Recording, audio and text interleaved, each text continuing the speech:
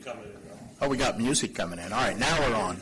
Again, December 19th, it's our last meeting till 2019, if you can believe that. Fast year. I'd like to welcome everybody, and could we all rise for our Pledge of Allegiance? I pledge allegiance to the flag of the United States of America and to the republic for which it stands, one nation, under God, indivisible, with liberty and justice for all. Public comments. This time the public is permitted to address this board. Is there anyone wishing to address us? Seeing no one step up to the podium. We come to a accommodation for more than this gentleman has served over 20 years at CCTA, and we all know him, particularly the ones that have been around. Brad Beck has been around here. He does things quiet. He's not he doesn't come in beating the drum or going with a lot of noise. You even dressed up for the occasion, Brad. Glad to see that. Wow. This is the time you don't need to dress up. You're getting ready to do what some of us really look forward to.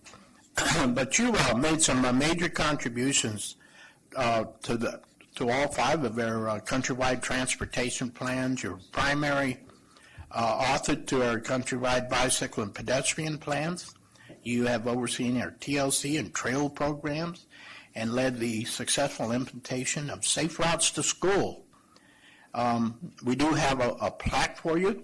Back in the day, we used to give a watch and all that jazz, but as economic conditions prevail, we do have a nice plaque for you. So how do we do? We got a camera to make sure we get a picture of this, and I'll bring the box and everything.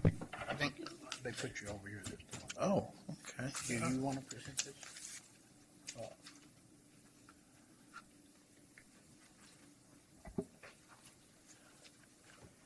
Oh, no, we got to go up front. Glover, did you want to? Well, I thank you for moving the meeting forward, and I do want to really give Randy an opportunity to come to have some words and what have you, because he's been working with Mr. Beck for a number of years, and you've done an outstanding job, and so we want to allow Randy to have some comments and also be a part of the major photo. Thank you. And here's his plaque. So Brad and I have worked together for the last almost 9 years, and he's done just a fantastic job of writing a lot of different reports, and he's just a great writer. I mean, he does a fantastic job with the English language. He corrects us every now and again when we need to be corrected, and we've appreciated his teamwork, his effort, and his focus in on trying to make our county better. And so he's produced a lot of very valuable reports, including Safe Routes to School report. So thank you, Brad. Yeah. So Brad, we want you to be able to have some comments, and then we will have a photo. Well, thank you. It has been about 21 years that I've been here. It's been my honor to serve the county, try to make some improvement, help the authority do what it does best, which is trying to do good things for Contra Costa. The authority, since its beginning in 1988 and 1989, has done a great job of pulling together the county and the regions of the county to work together. And I think that's, besides the money and the projects and programs that it's brought, that ability to bring the county together, I think, has been one of the greatest things that the authority has done. So, and it's been my honor to help in that process. And I look forward to seeing the latest effort of mine, the countywide bike ped plan get implemented. I'll be checking up on you. So if you would come forward, we will get a photo.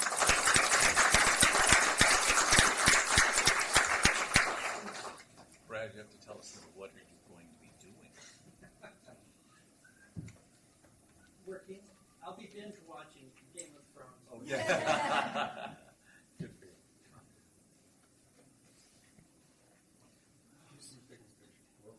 Look here first, and then you look at Matt. Well, we're going to stand here and they can figure it out. Like being paparazzi. Thank you. Okay, everybody smile. 1, 2, 3. Okay, one more time. 1, 2, 3. Wait a minute. Cigarette for me.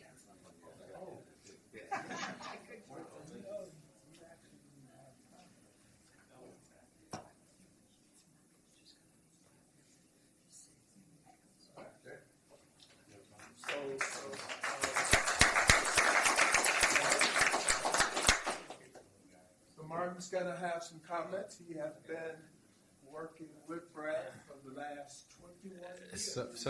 It's been my great pleasure to work with Brad. He actually started as a consultant back in '93 and worked on our 1995 plan. And he is brilliant at laying words down on paper and putting graphics into paper, and he can actually produce corporate quality, copy-ready documents from his desktop. And I think we got some really good value out of that. As the authority, we saved hundreds of thousands of dollars in consultant fees because Brad basically wrote this stuff at his desk. And my job was easy. I just had to call him up and say, "How's it coming?" And it was usually coming along really well. So I want to thank Brad for his service here. And I enjoyed him not only as a colleague but also as a friend because, I don't know if you know or not, but I'm a really good guitar player. Did everybody know that? And so Brad is actually a better guitar player than I. And I really admire that.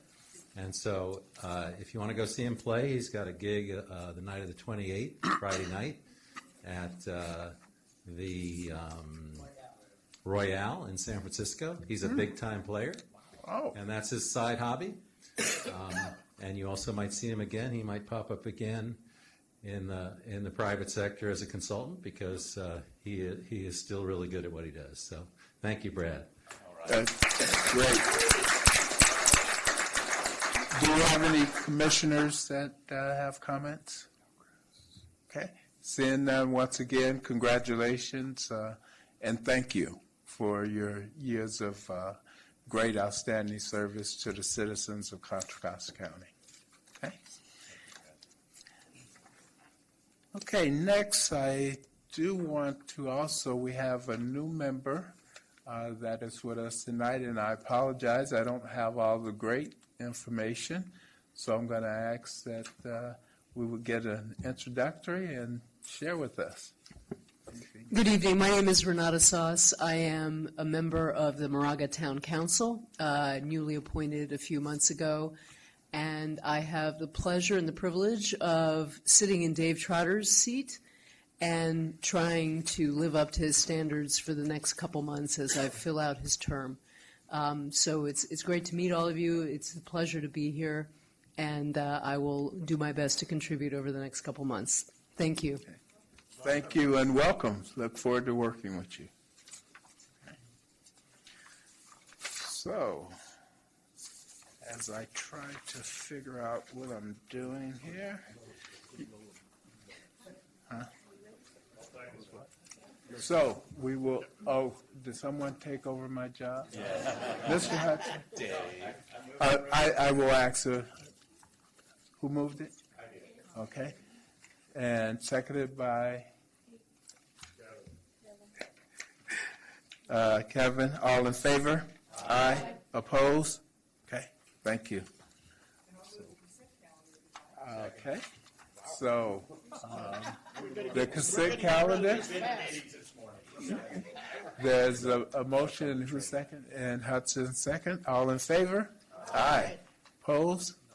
Okay. Now, who else is going to tell me what? Yeah, you get the minute. Okay. Okay. Okay, so next is the item 4A, and that is the admin agenda. So we will have Brian that's going to come and give us a presentation. So Brian, welcome. Let's see, what should I talk about in my director's report? Let's see. And I do apologize for my lateness, but one of the reasons you don't see Julie or Amy tonight is that I'm just getting here from an MTC meeting that is still going on. So, Brad, when you're ready.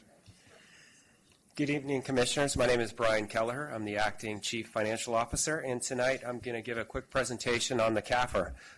We did a very thorough presentation at the APC meeting at the beginning of the month, and I'll try and reduce it a little bit and go through it a little quicker, but capitalize on the major components of the CAFR. The CAFR is composed of three important sections. The introductory section gives an economic overview of the county as we sit today. It also has the Certificate of Achievement, which we strive to get every year. We got the 6th consecutive year for our CAFR last year. And then also it has the organizational chart for the authority, which is good for the public to go through, see who's in what position, and then right behind the organizational chart, it has all the commissioners and the alternates listed for the authority. The financial section is the independent auditor's report. It also goes into the MD&A, which is the management's discussion and analysis. We break down all of our revenue and all of our expenditures paragraph by paragraph and give a good illustration of what has happened over the year. And then we have a 10-year look back for additional financial and economic and demographic information that's in the back of the CAFR. Right here, it's a snapshot of the governmental activities that compares year to year. We have our assets, we have our liabilities, our deferred inflows and outflows of resources, and then we have the net pension, or the net position, which is a deficit. If we look at the major components, which is our cash components, you can see that there was a reduction of about $60 million. The reduction of $60 million is related to the drawdown on the bonds that we use to fund the capital projects that we have. Also some capitalized interest in there makes up the $60 million. And then we have the deferred outflows of resources, which is the reporting of our floating rate note debt, and we also have our pensions and OPEBs, and those are all reported in a year in arrears. So we're reporting information based off of 2017, but we have current activities of the flows of interest income. We also have the expenditures of us contributing to the pension and OPEB as well. And then we have our liabilities. The biggest component in there is our debt. That's about $542 million. That, since this is on an accrual basis, we have some bond premiums in there as well, and then we amortize that over the life of the bond. So we have a total net position of a negative $357 million. And then we look at our revenues. Their general revenues, our sales tax is up about 6.8%. We had a really good year. Other general revenues is our interest income. Interest rates have been increasing as of today, and another one, so we'll have some good information for next year. And then you can look at our capital grants and contributions. That decreased, and normally you would look at that and say, oh, that's a huge decrease, but we tend to use outside sources before we use our Measure J sources to fund our capital projects.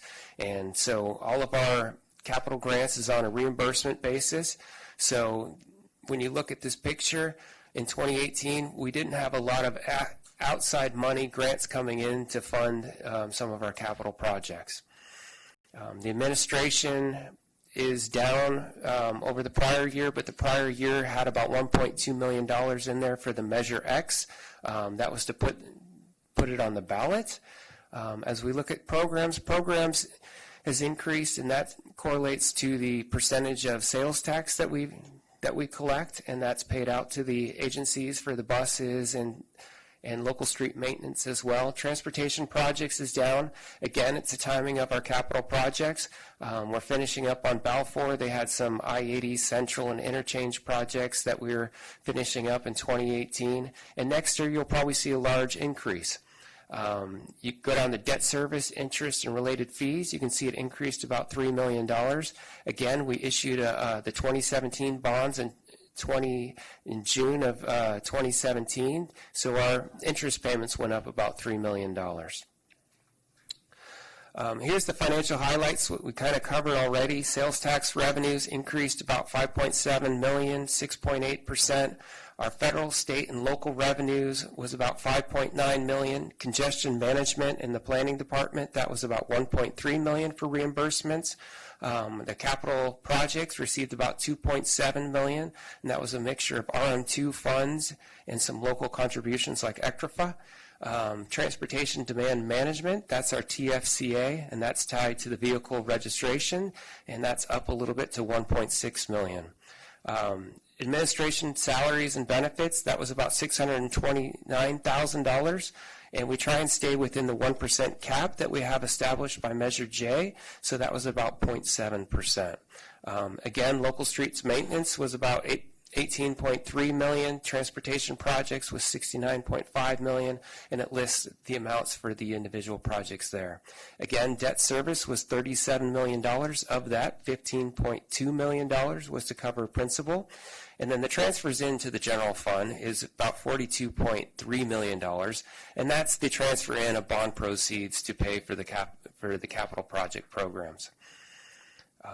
In the notes to the financials, that really goes through and it talks about new pronouncements set by GASB. And the biggest one for us is we had to talk about OPEB, and we had to restate the beginning balance as of July 1st, and so that changed the net position about $506,000. And then we go into our cash and investments. And there you can see all the detail of our investments, and you can see our investment policy and how our investments relate to the investment policy, and we're all in compliance there. We also have about $72.3 million left to use for the capital program, and there's also some capitalized debt service in there as well. The long-term debt, we have about $489 million in outstanding bonds. Again, on one of the previous sheets, it was about $542. The difference in there is the bond premium that we have, that we amortize over the life of the bond. And then the swap agreement, the fair value loss as of 6/30 was about $30.6 million. And again, as you remember, probably in August, we closed the deal where we did a little de-risking, and we paid off $100 million of our swap. And then the notes 7 and 8 talks about our pension plan.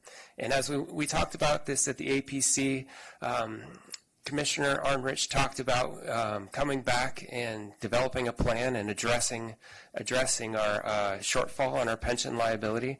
We're currently at about 92% funded for the employees here. And they have an amortization schedule that's set just like our mortgages, and if we were to come back with a plan, and we will talk about it in the future, but if we come back and pay it, there could be a savings of about $1.6 million, and I'll be back probably in February to discuss that. And this was the first year for our OPEB liability. That's for the health benefits for retirees, and we have a $19,000 debt on that there. Our net position in fund balances is about $557 million. The authority does not. The authority carries debt as we want to get these projects and programs, or the projects, moving forward. And again, we don't retain any of these assets once we build them. They're dedicated to Caltrans. They're dedicated to your individual cities as well. So the annual audit report, there's also the management letter, and it's called an unqualified opinion. It's a clean audit. So they didn't have any findings. They did in the letter in the back. There's we accrue in our general fund. We accrue the vacation and sick benefits that are due to the employees if they leave. It's a very conservative approach. It's not material, but we like to keep it in the general fund only so that you have a clear picture of what these projects and programs have already paid for, so we don't overstate what money's left over to put these projects and programs into place. I'll be back probably in January and February with the single audit and the compliance audits for the 3 selected firms that we did this last summer. With that, it concludes my presentation. And at our APC meeting, the auditors, it was Lori, I forget, it was Lori's. It's usually David Bullock, who's the partner at MGO. He sent Lori out to give a presentation. Unfortunately, they were unable to make it here tonight, so thank you. I don't have anything else to say. Okay, thank you. Commissioners, anything? I would be willing to make a motion. Obviously, I'm one that sit on APC. I just want to thank this young man has been actually doing our presentation here for the past few years and has done an outstanding job. Our auditors are really thorough. And just so we're all clear, we did prepay into our pension fund, which made us a net zero or a positive balance. But one of the reasons that it's changed is not because we've changed benefits, it's because CalPERS is lowering their rate of return. In our case, by doing a prepayment, as Brian mentioned, our fund is one of those you actually can do that and you get a benefit back for doing it, because if you prepay it, they will pay you back that rate of interest on yours, so it compounds. So I think this is, we're in great shape. You know, I wish all of our agencies were this way. But it's also really important that both our OPEB, which is only $19,000, that's a small item which we can just pay out of cash. But it's important because we only have 15 years left of this agency, unless we do another successful one, which I hope we will do, to another half-cent sales tax. So we have to have this agency absolutely funded as we go along. We can't be like other agencies and think 30, 40 years from now we can solve it. So, again, we're in great shape, outstanding financial management. You made a motion? That was a motion. I'll second it. Okay. So there a motion and a second. Any other comments? Okay, seeing none, all in favor? Aye. Opposed? Okay, it passes. We'll move to our next item, which is the Regional Measure 3 update, and this will be presented to us by Asham. Thank you for being here. Good evening, Mr. Chairman and board members. My name is Hisham Noemi. I'm the engineering manager at CCTA. This is an informational item. We wanted to give you an update on the status of RM3. MTC asked the project sponsors to submit their initial project reports on November 19, providing information on the project costs, scopes, and timelines, including when the sponsors expect to seek allocations of RM3 funds.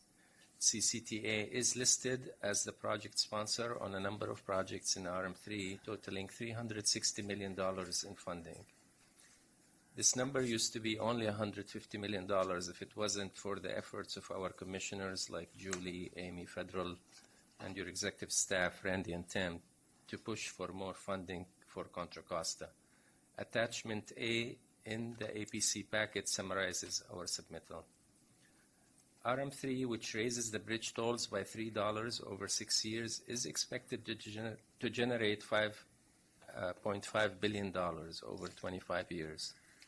Contra Costa residents pay about 18% of the tolls, so our fair share is closer to $1 billion instead of the 360. There are many regional categories in RM3 that will help us reach our fair share. Like they have a category for the express lanes, which we could fund I-680 from, Bay Trail and safe routes to transit, which would qualify most of the cities around the Bay, ferry service, and others. MTC staff on analysis estimated that Contra Costa benefits from RM3 will be closer to the $1 billion mark. We want to make sure that the board is aware that it will take advocacy and close coordination with MTC, WETA, and other agencies to be successful in getting funding from these regional categories. Staff and commissioners alike will need to be at every meeting related to RM3 advocating for funding Contra Costa projects from the regional categories. Attachment B is a list of example projects that will be eligible for funding from these categories. We will be sharing with you in the next couple weeks talking points to help with that effort. We will also be sending letters, have meetings, and do what we can to reach our fair share goal. To the extent we are successful, we will be reducing the demand on our Measure J funds. Thank you, and I'll be happy to answer any questions. Okay, thank you. Any questions or comments from commissioners? Okay, is there a motion to receive? Motion to receive. Okay. And a second? Okay. All in favor? Aye. Opposed? Okay, thank you. What's that?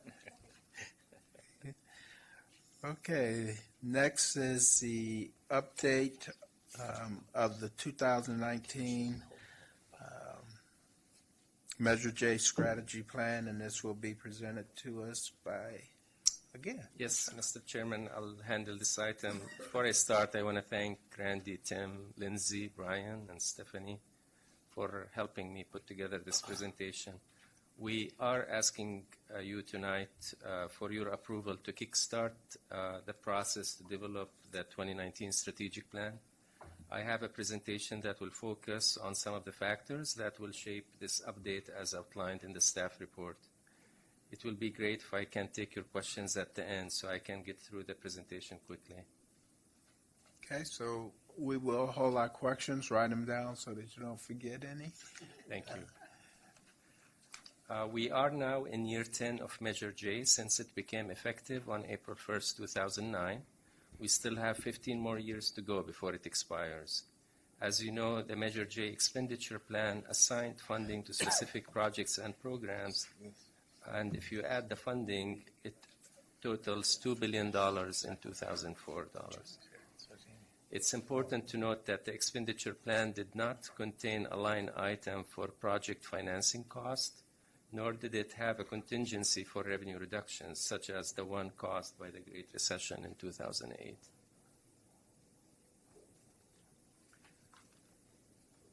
Unlike programs where they get a fixed percentage of our annual revenues, spending only accumulated funds, the authority took the strategy of financing projects to accelerate their delivery. By issuing bonds against the project portion of our future sales tax revenues, we were able to take advantage of construction bid climate, low interest rates, and one-time infusion of state and federal money, like Proposition 1B and the stimulus funding. This strategy allowed us to provide benefits to the public years ahead of when it would have been otherwise possible. At this time, all bonds have been issued, and 2/3 of the project in the 2016 strategic plan have been either constructed or are under construction. To determine how much funding we have for the projects, we have to take into consideration changes to our assumptions about revenue projections as well as debt service costs. That is why we do the strategic plan. It's really meant to answer a simple question, how much each project will get and when, while taking into consideration those assumptions. The 2019 strategic plan will be the 6th update since the first one you adopted in 2007. You committed to update the strategic plan every 2 to 3 years to revisit our assumptions. While the focus is on the next 5 to 7 years, we keep an eye on what happens at the end of the measure 15 years from now. The goal is to accelerate projects delivery in all subregions while ensuring our commitments don't exceed our revenues. Since you adopted the last strategic plan in March 2016, we had 3 consecutive years of revenue growth. We also were able to complete the issuance of all of our bonds and have restructured our debt saving us about $11 million, as well as reducing our risk. All but $100 million in bonds have now fixed rate interest costs. In regarding to the overall transportation funding landscape, we now have two fund sources that we didn't have 3 years ago, RM3 and SB1. This will help us get some of our projects funded, potentially reducing the demand on our Measure J funds. By following the four-pronged strategy you see on the slide, we have delivered 2/3 of Measure J projects in about 1/3 of Measure J life. This strategy involves getting projects shovel-ready, financing our projects with bond proceeds, and using other people's money first. To date, the projects that have been constructed or under construction have brought in $1.7 billion in other fund sources. If you look only at the authority-administered projects, our leverage rate has historically been close to 3-to-1, while it is closer to 2-to-1 for our partner agencies. These are an example of the projects that have been completed since we adopted the last strategic plan in March 2016. And in addition, we now have 2 major projects under construction in Central County. Next, I'll be talking about some of the factors that will shape the next strategic plan, starting with the revenue forecast, which is the most important factor. As I mentioned, we had 3 consecutive years of sales tax growth, with growth rates ranging from 2 to 6.8%. However, when you compare it to what we thought we will get in the last strategic plan, we are off by 2.5%, or a total of $6.5 million, which is pretty close by any standard. However, because the measure expires in 15 years, we have limited time to make up any deficit we develop. We hired HDL to update our forecast. They are a reputable firm who specialize in this type of work and have worked closely with the Board of Equalization in the past and their replacement agency. Bobby Young is here from HDL to help answer any questions you may have at the end of my presentation. In summary, most economists agree that we will be entering a period of slow growth because of several factors. Higher interest rates combined with the increased cost of goods and less deductibles on tax returns are mentioned as some of the reasons to contribute to less spending in the future. HDL looked at the potential impact on the different sectors in our economy and produced 3 different scenarios for the authority consideration, with the baseline scenario being the most likely outcome.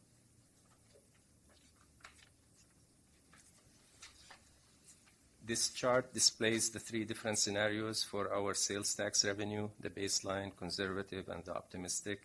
In both the baseline and the conservative scenarios, no growth is assumed for the next 3 years through fiscal year 21.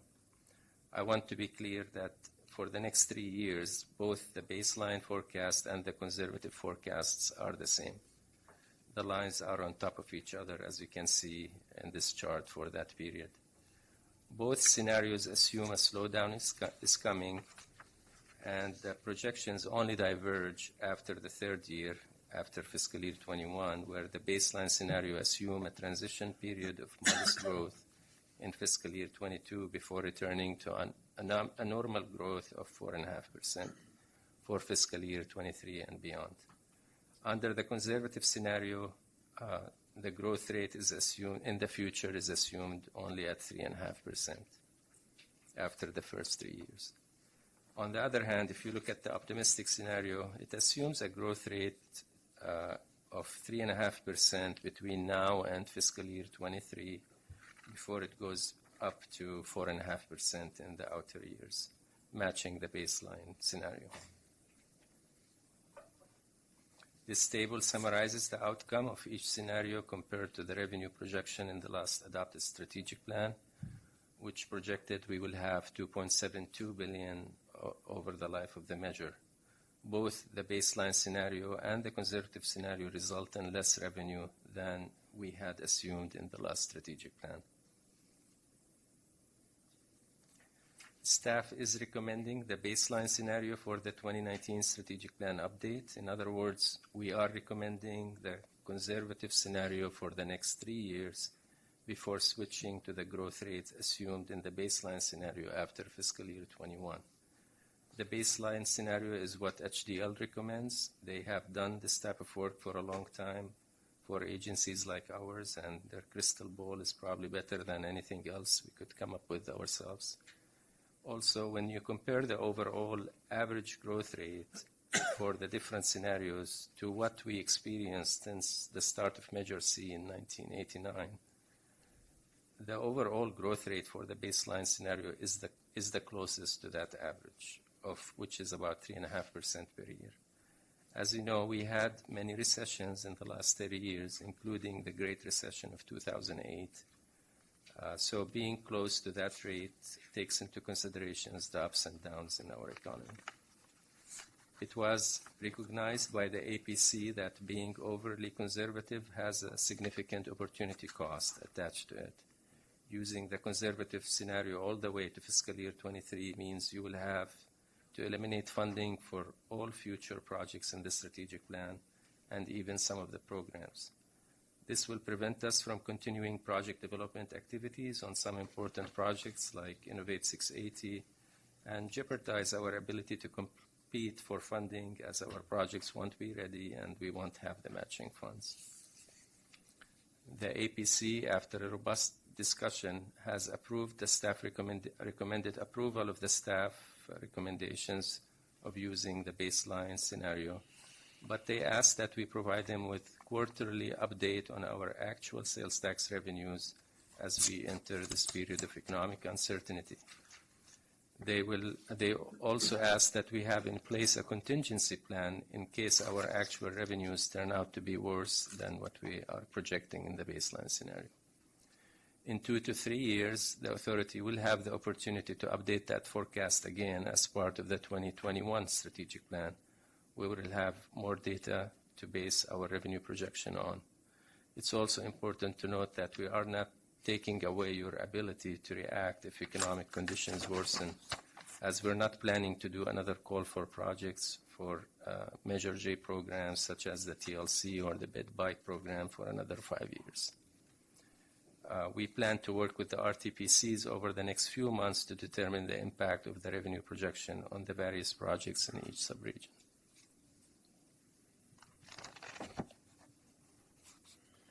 The next factor is the programming window of the strategic plan. Every update, we add 2 to 3 years to the strategic plan horizon.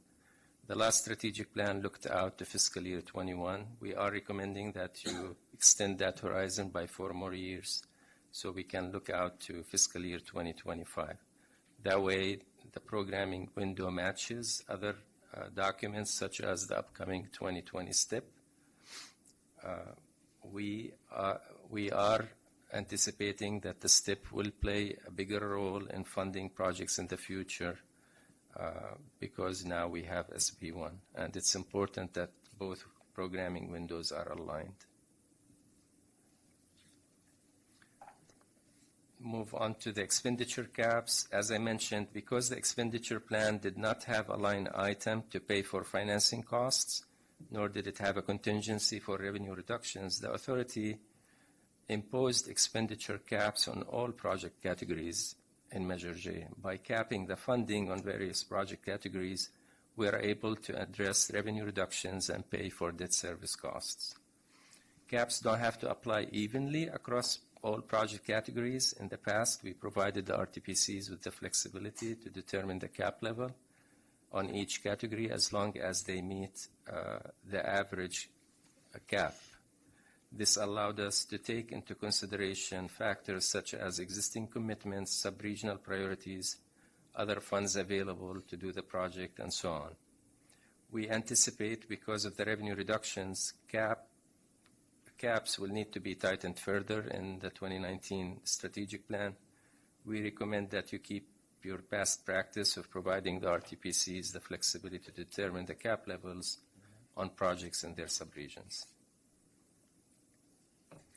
Moving on to the next factor, subregional equities. Subregional equity has been a long-standing goal of the authority.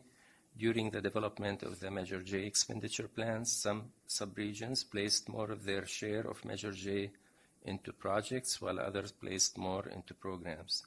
The chart on the left shows the breakdown of Measure J project funding by subregion in 2004 dollars. As you can see, many of the projects in the expenditure plan were in East County, about 49% of them, while the least were in West County, only about 8%. The picture is almost reversed when you look at the programs where West County has the most programs and East County had the least. When you look at the strategic plan, the percentage of total funding programmed to projects in each subregion will resemble the percentages in the left chart. We try to avoid situation where we're programming all of our Measure J funds in one region in the early years and nothing in another subregion. However, because now we're in a unique situation where 2/3 of our projects in the strategic plan are either constructed or under construction, we're anticipating having minor deviation from those percentages in the period covered by the 2019 strategic plan. We're talking about 1 to 2%, nothing significant. If we take West County as an example, they have the least amount of funding in projects, and most of it has already been spent or committed. This will limit how much they can reduce their project funding to match their share of the revenue reduction. Rather than capitalizing one of their programs now, we recommend waiting and addressing this deviation in the 2021 strategic plan. If the revenue projections improve at that time, the issue will go away. If it doesn't, you still have the ability to address it, since we're not planning to have any call for projects for the programs that we could capitalize for another 5 years. By capitalizing a program, you're basically diverting its funding to the project category, allowing the subregion to achieve their share of the cap reduction. Last but not least, the programmatic construction reserve. In prior strategic plan, the board adopted a policy to set aside funding in each subregion to deal with the unforeseen cost increases on authority-administered projects. The good news is that most of our projects we completed had savings. Moving forward, we are recommending that you maintain the construction reserve only in Central County, since we have 2 major projects underway, the I-684 interchange and the 680 southbound HOV project. By not having a reserve in the other subregions, the impact of the revenue reduction will be less on future projects. As mentioned in the prior agenda item, CCTA was listed as a sponsor of $360 million worth of projects in RM3. Some of these projects, like the I-680 transit improvements, also have Measure J funds. To the extent we can use RM3 funds first, we can reduce the impact of the revenue reduction on our Measure J cash flow. Looks like I forgot to move the slides, I'm sorry.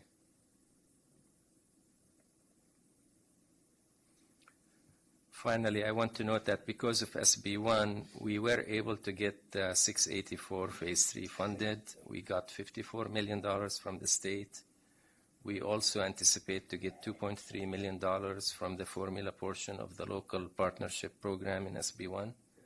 This will help us fund projects that we could not fund from Measure J due to the revenue reduction. The CTC currently splits the local partnership program 50-50 between a competitive pot and a formula-based pot. We get the formula-based amount. If we're able to convince the CTC to change that formula to something like 5 to 95%, we can potentially double the amount that we get from that program. So our executive staff will be working on that. And finally, in terms of the schedule, We plan to work with the RTPCs over the next few months to determine the impact of the revenue reductions on the various projects in each subregion. And we're hoping to come back to you in July 2019 with the final strategic plan for your adoption. Thank you. I apologize for the lengthy presentation, and I'll be happy to answer any questions. Thank you. Yeah, if I can, I need to get some clarity for the millions listening at home. I heard that if we adopt the baseline I-680, and then I didn't hear something innovate I-680. What I heard didn't sound as good as what I'd like it to sound like. And I want to know if we adopted the optimistic, what happens to innovate 680?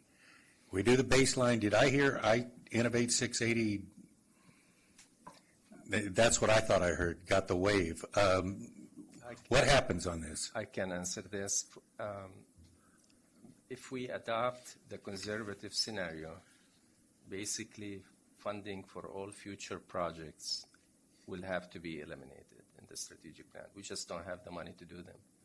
If we adopt the optimistic scenario, this is the same as the current strategic plan. There is no difference in the revenue forecast. Then there will be no impact. If we adopt the baseline, which is the staff recommendation, there will be some impact to the funding for Innovate 680, but we'll still have money to move the project forward. Well, I'm for one, I'm feeling very optimistic. And, you know, Dave, when you're feeling optimistic, I think that we could all applaud that. Randy? Well, I was going to say, what we are suggesting is probably a more prudent approach than if you go with an aggressive look into the future and you're wrong and the revenue dips, your gap at the end of 2034 is even wider, and it's going to be more pain to pay into the future.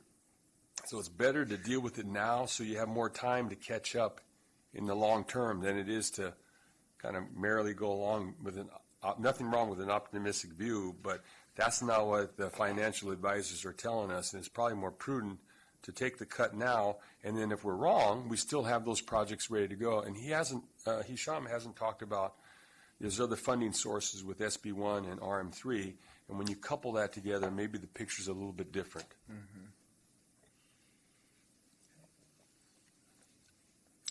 I said too close to you. We were enthusiastic, but we chewed on this a lot at APC about which one.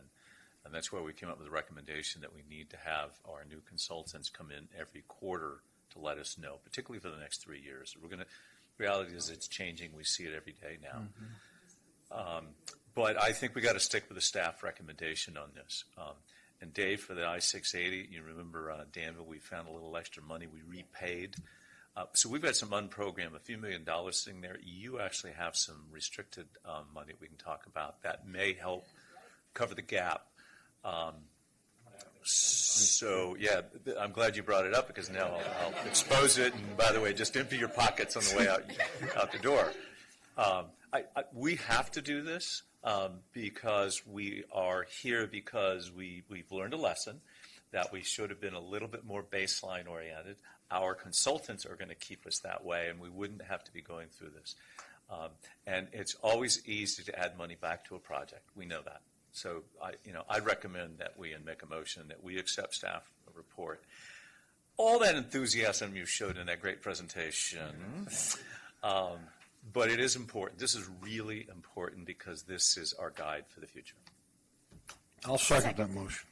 Okay, there's a motion and a second. Other comments on the motion? Commissioner Pierce? Yeah, I want to apologize for being late. We were on the train that had the police activity on it, and the ambulances called and all of that. So we were delayed about 20 minutes. So All transportation related? Yes, all transportation related. But I agree with Newell and what the APC did.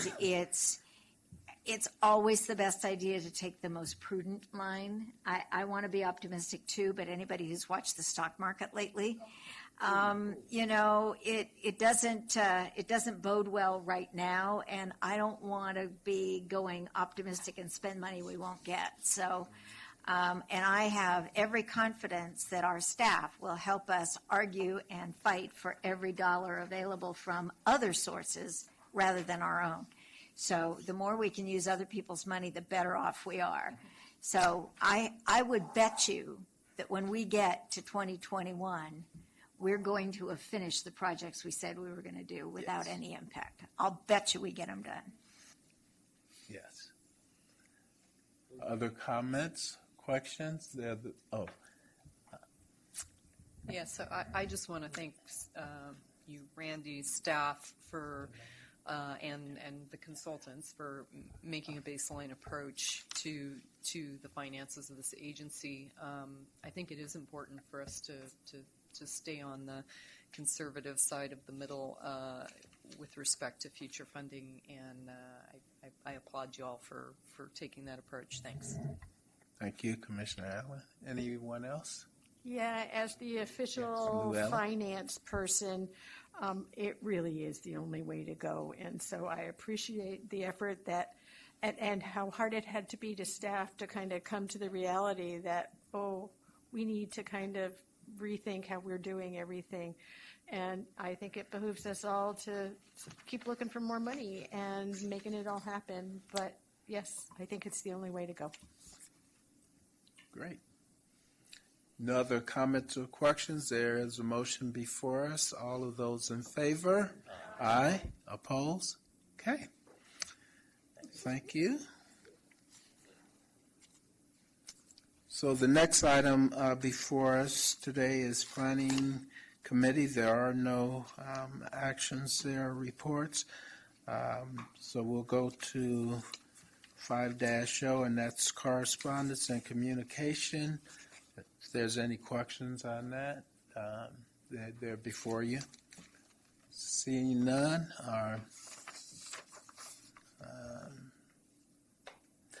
next item is the associated. Mr. Chair, your friend over here.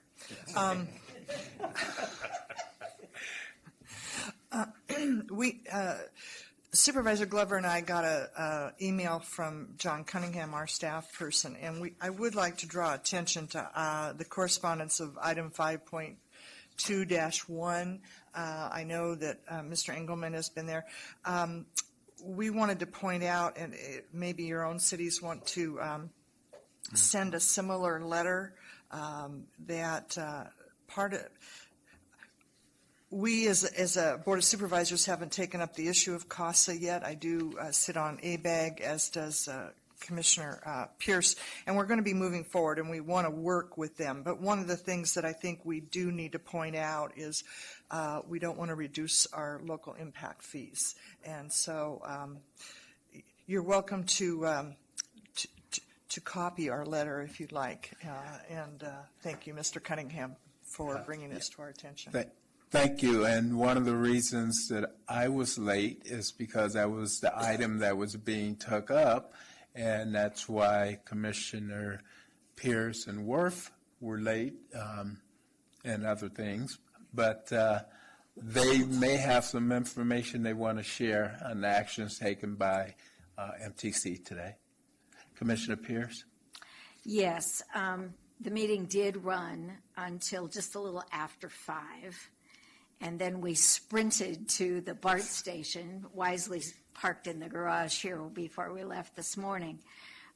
There was a great deal of debate, and we finally did pass it with 3 votes dissenting. So it was a 14-3 vote, and Federal had unfortunately had to leave ahead of time. But we did agree to pass the compact with some conditions. Okay. What we did was we authorized Chair McKenzie to sign the compact at his discretion, which he's looking forward to doing, but subject to the following understandings: that the authorization does not constitute an approval of the concept itself. We did not approve the concept. or the compact itself.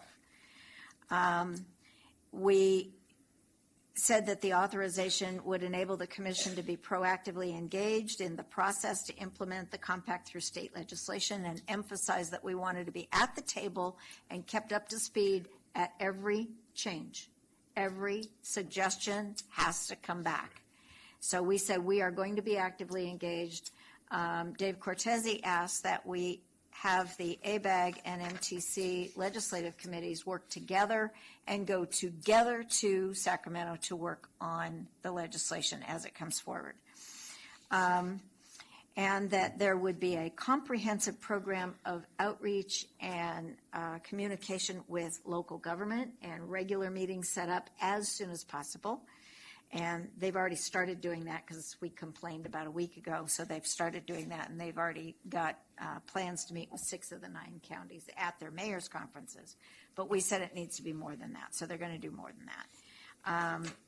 And that the authorization did not constitute an endorsement of any potential revenue source for housing. That we all had very serious concerns about several of the revenue sources proposed, including sales tax revenue, which is largely saved for us for transportation measures, and property tax, and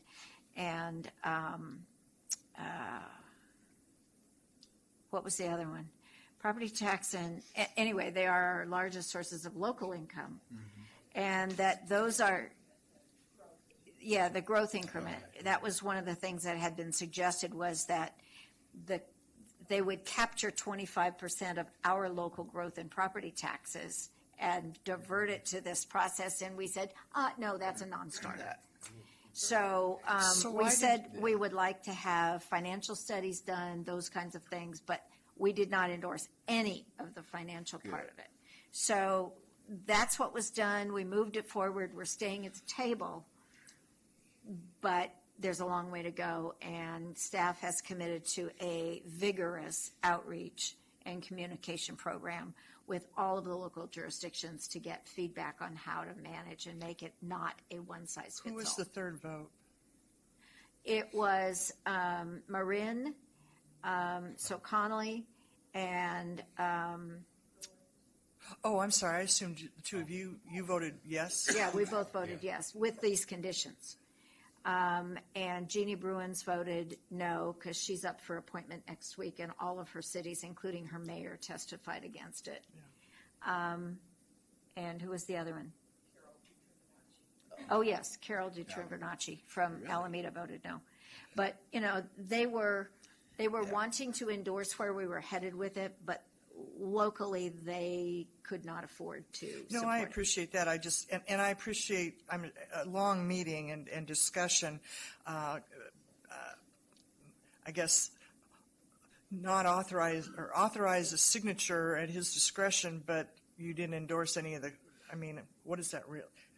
Is that just an artful way of saying to the folks who worked on this, we don't like what you're doing, but in order for us to sit at the table with you, you require a signature on this? No, not quite. Okay. No, because we could have said don't sign it at all, and I suspect ABAG will say we're not signing anything. We want to continue to work with you as we go forward, and maybe when it's all cooked, we'll get there. Right. But we said there are several things that we disagree with and we're not endorsing right now.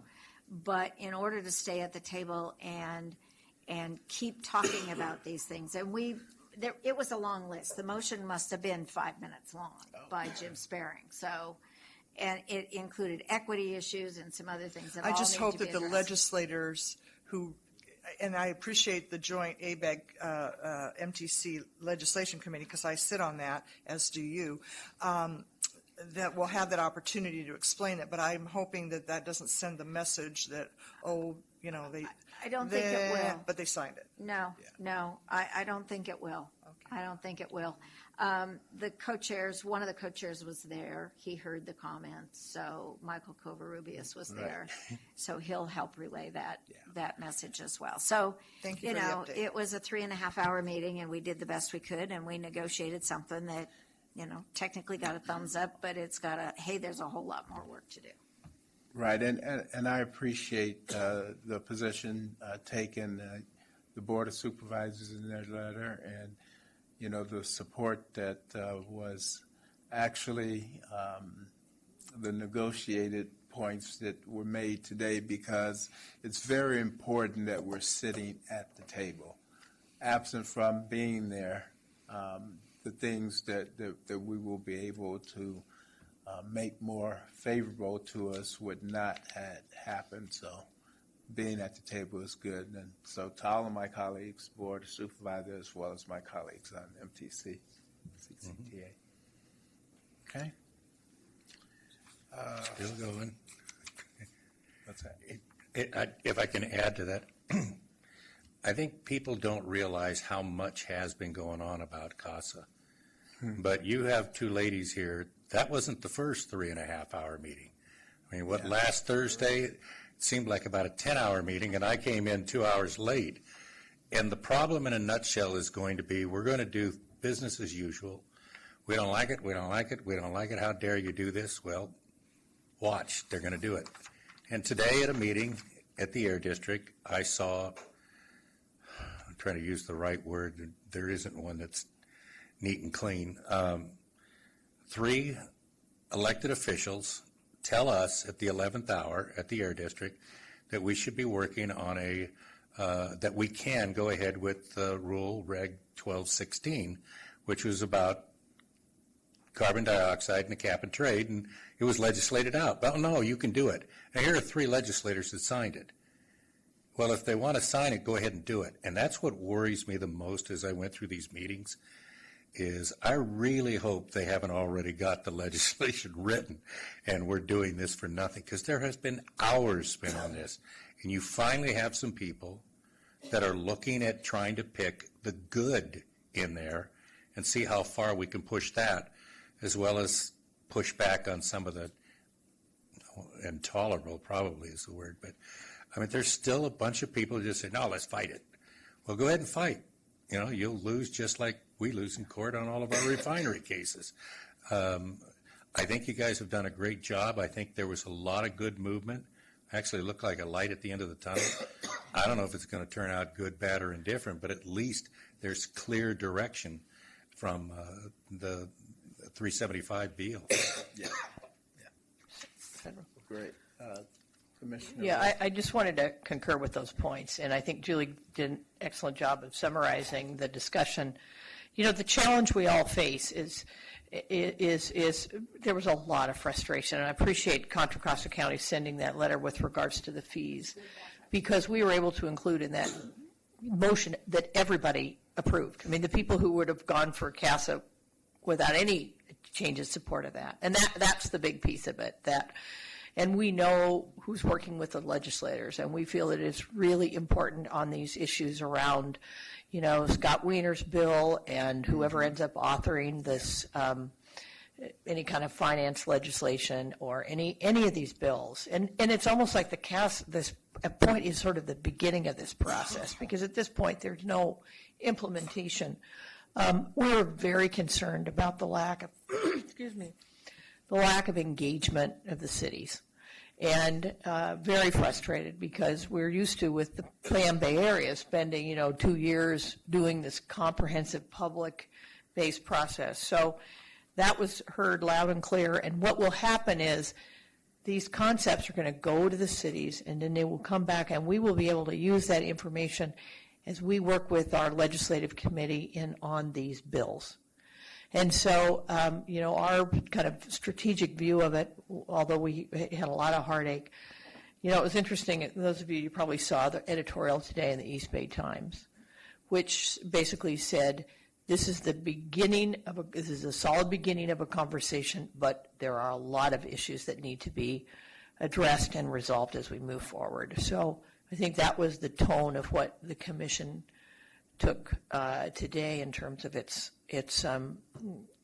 support, but with the significant those 4 points, clarifying our intent, I think would be really helpful. And I've seen it. I think that our legislative staff is very effective, and they will follow through on as we give them direction relative to these legislative initiatives. So. Okay. Any other comments, questions? Okay. Next item on the agenda is you have your associated committee reports there for your review. No action needed. Commissioner and staff reports. So it says chair's comment.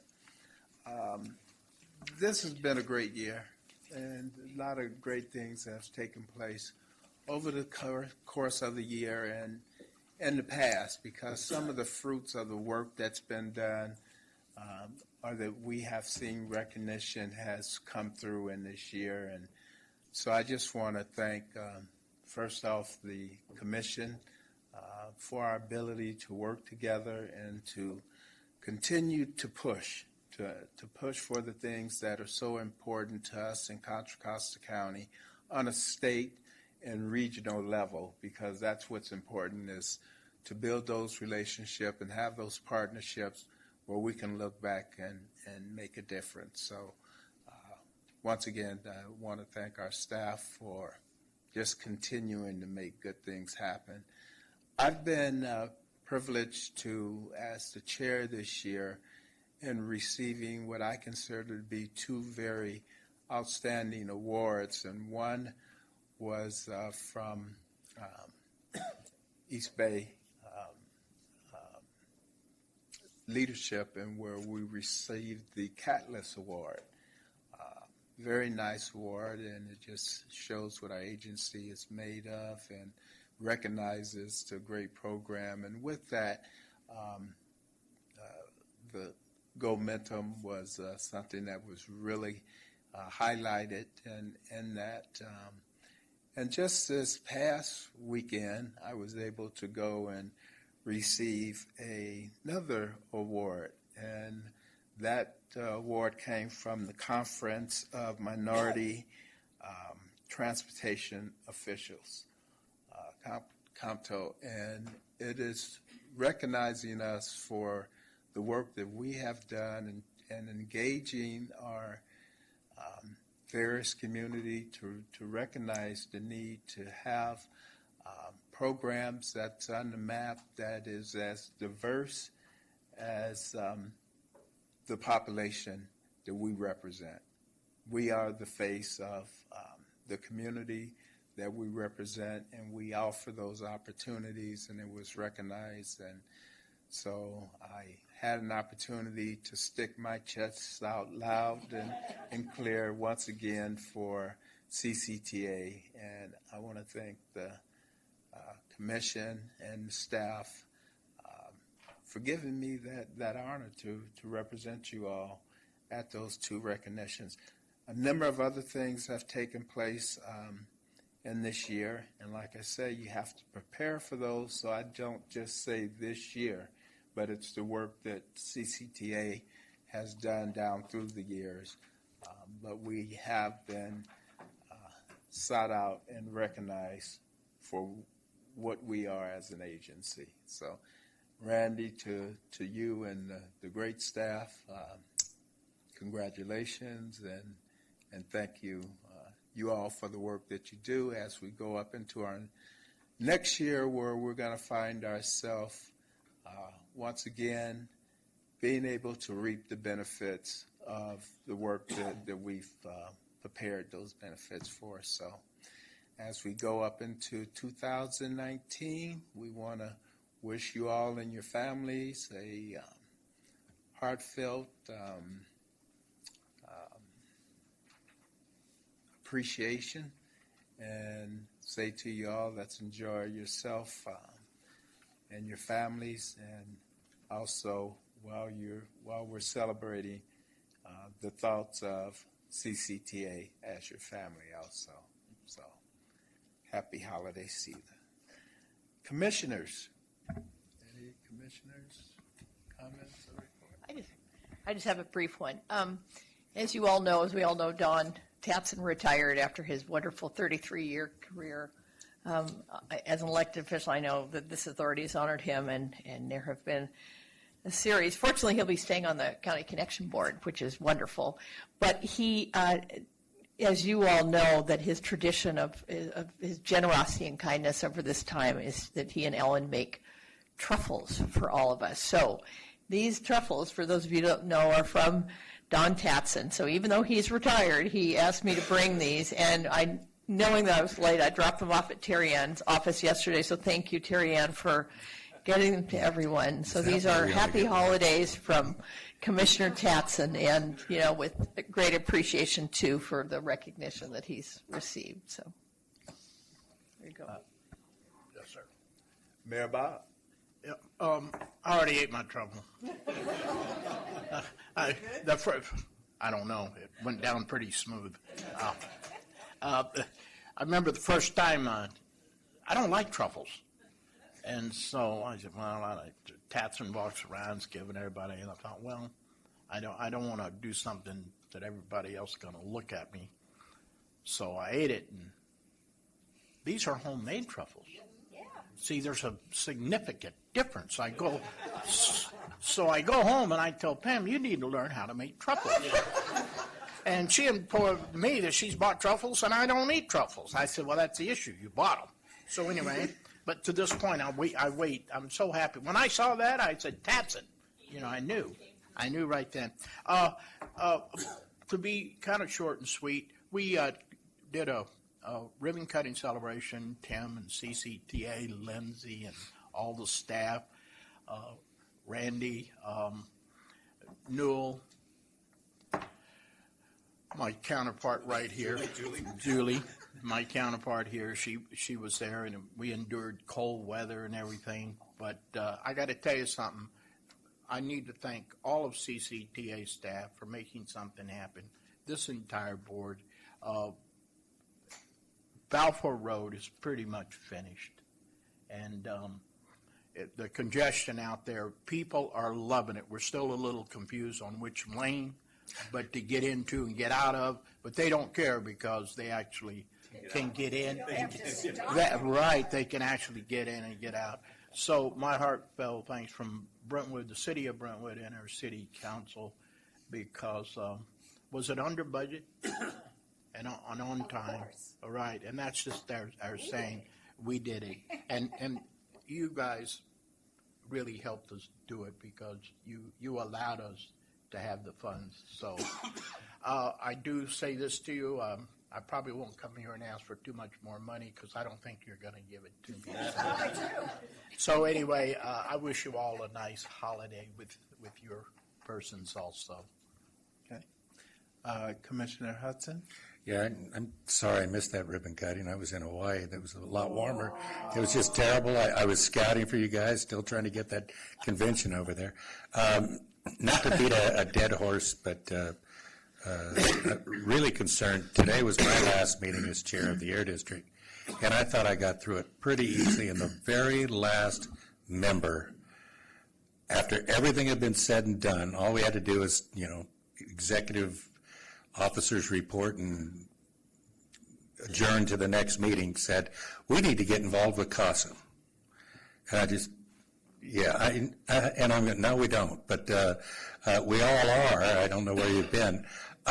Newell was there, and he can tell you, well, I did my swearing in. That I made it one of my 3 priorities. I don't know how many people we can tell, but I can just about guarantee you're going to be telling somebody that will say, oh, you mean that group that does good things? They have no idea what CASA. We don't have any idea what CASA is. What does it stand for? It used to be there's no acronym. It just sort of is there, and it's going to be as it is going to be as confusing as you can get. And I can't stress it enough that anybody you can tell, because I'm very convinced that after all is said and done, the vote's in, legislation goes, well, why didn't my elected tell me about this? It's just, it's going to come. But, it's going to be a fun next couple months, I can tell you that.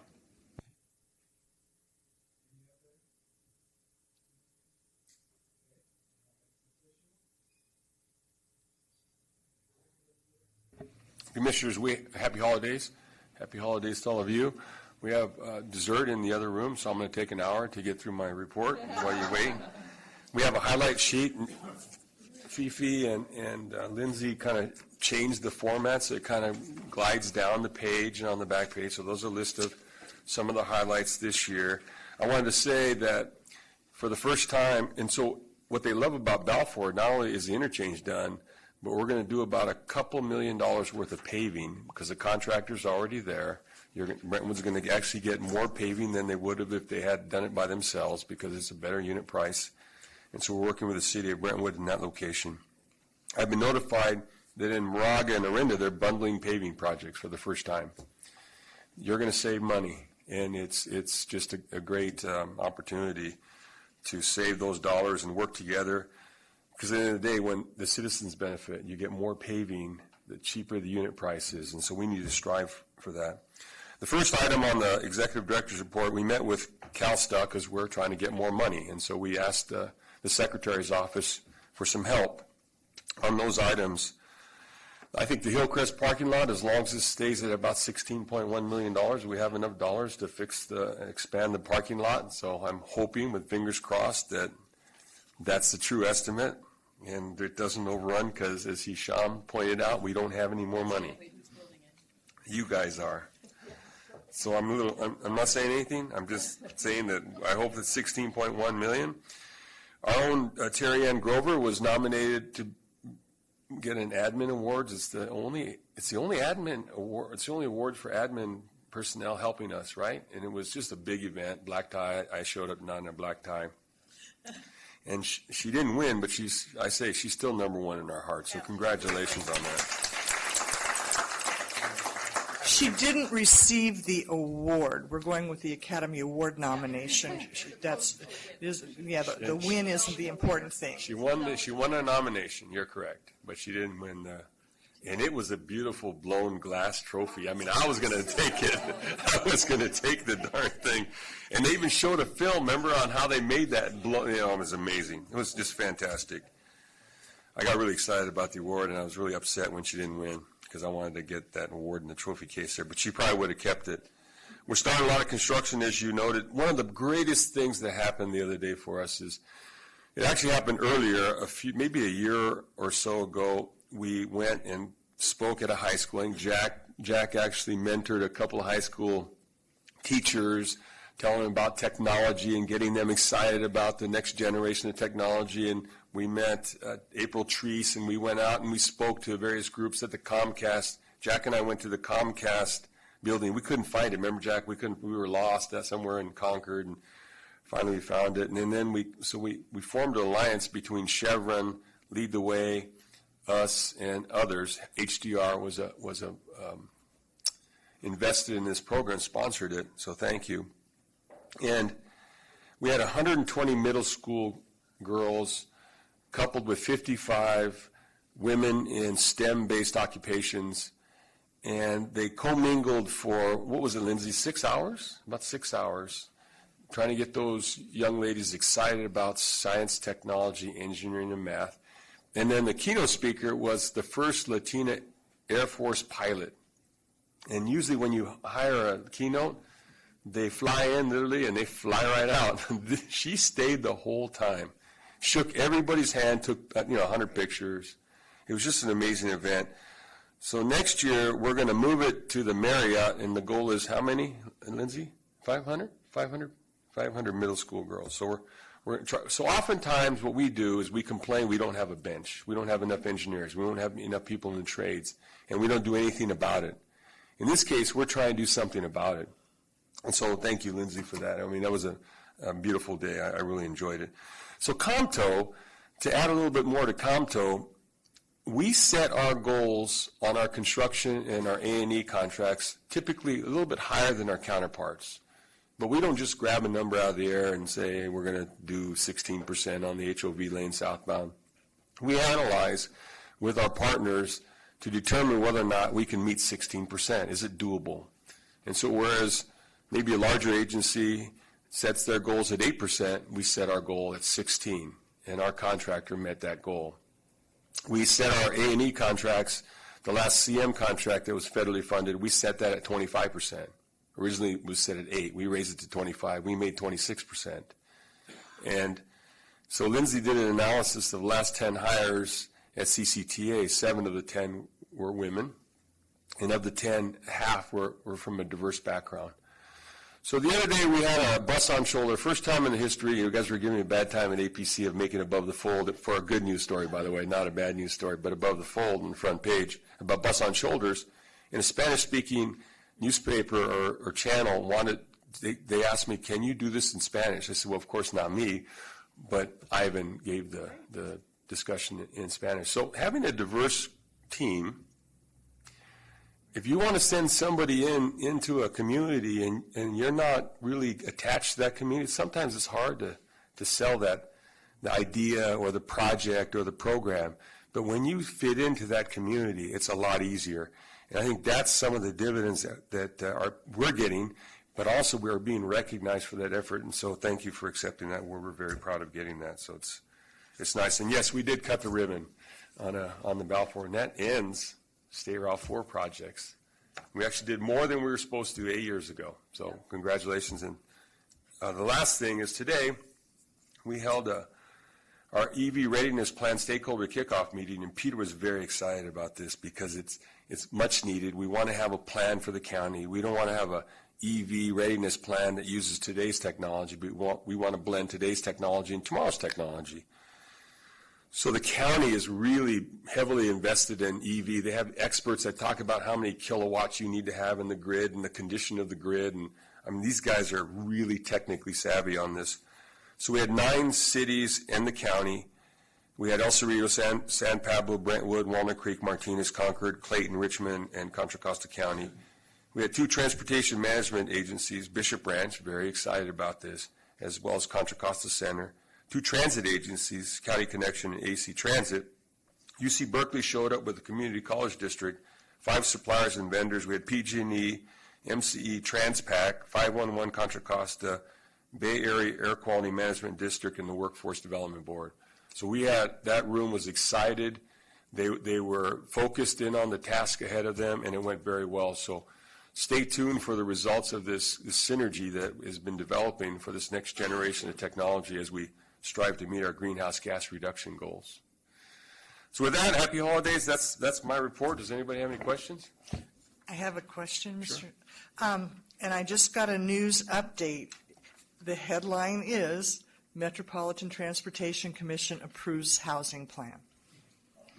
So we've got to work with our journalists, not we so much, but perhaps and it's, I'll talk to my colleagues, but I don't even know who the PIO is for Metropolitan Transportation Commission. I know who it is for everybody else, so hopefully they've got somebody, but we're going to have to work on that. I really applaud this. This is wonderful. Thank you, Lindsay. But I want to send it out to my constituents so they know what they're paying for. And I do an e-blast, and I know a lot of us. Is there a way to put this, not put a link on the web page, but I know the wonderful artwork, and you're trying to do the flow of the whatever, but if you could put it in some sort of so we can share that. We want our constituents to know this, what they're paying for, so that they don't grumble when. Do a Facebook post that we can share. Yeah, that would be great. Although I don't know if I'm friends with CCTA. I have to. Commissioner, you're not a friend of CCTA's. We need to change that. She's going to do it right now. Thank you.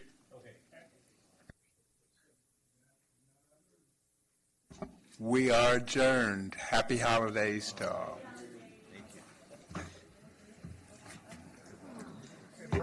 Brad.